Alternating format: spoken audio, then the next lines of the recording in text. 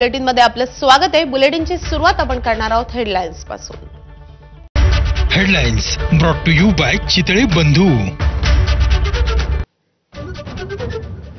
बिहार विधानसभा निवडणुकीच्या पहिल्या टप्प्याचं मतदान आज। पाटणा वैशालीसह 18 जिल्ह्यात 121 जागांवर वोटिंग।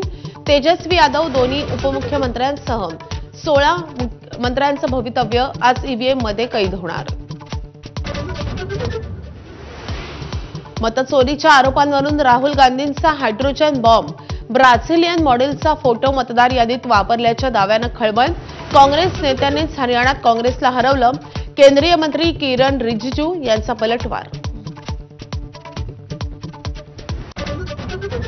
भाजप पुन्हा ॲक्शन मोडवर। शिंदेंच्या बालेकिल्ल्यात गणेश नाईक निवडणूक प्रभारी। महायुतीत जोरदार ठिणग्या उडण्याची शक्यता। ठाण्यात महापौर आमचाच या नाऱ्यावर भाजप ठाम। भाजप सोडून इतर पक्षांसोबत आघाडीसाठी अनुकूल। शरद पवारांच्या राष्ट्रवादीचा मोठा निर्णय। आगामी निवडणुकीत काका पुतण्या एकत्र येण्याच्या चर्चांना पुन्हा उधाण। छत्रपती संभाजीनगरात अवघ्या 6 महिन्यात जमिनींचे भाव 10 पट वाढले। एकेका एकरचा भाव कोट्यवधींच्या घरात। टोयोटो आणि इतर कंपन्या येण्यास सुरुवात झाल्यानं भाव गगनाला। उद्धव ठाकरेंच्या मराठवाडा दौऱ्याचा आज दुसरा दिवस। धाराशिव लातूर नांदेडमध्ये शेतकऱ्यांशी संवाद साधणार। जेएनयू विद्यार्थी संघटना निवडणुकीची मतमोजणी अजूनही सुरूच। अभाविप आणि डाव्या संघटनांमध्ये जोरदार लढत। 23 जागांपैकी 12 जागांवर अभाविपची आघाडी।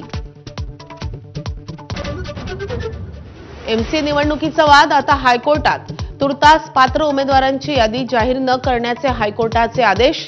आजच्या सुनावणीनंतर निवडणूक प्रक्रियेचं भवितव्य ठरणार।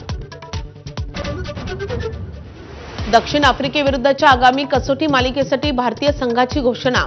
गिल कर्णधार तर रिषभ पंतकडे उपकर्णधारपद। इंग्लंड दौऱ्यातल्या दुखापतीनंतर रिषभ पंत करणार पुनरागमन।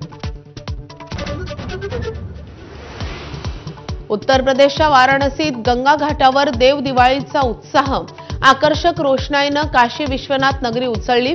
लाखो भाविकही देव दिवाळीसाठी दाखल।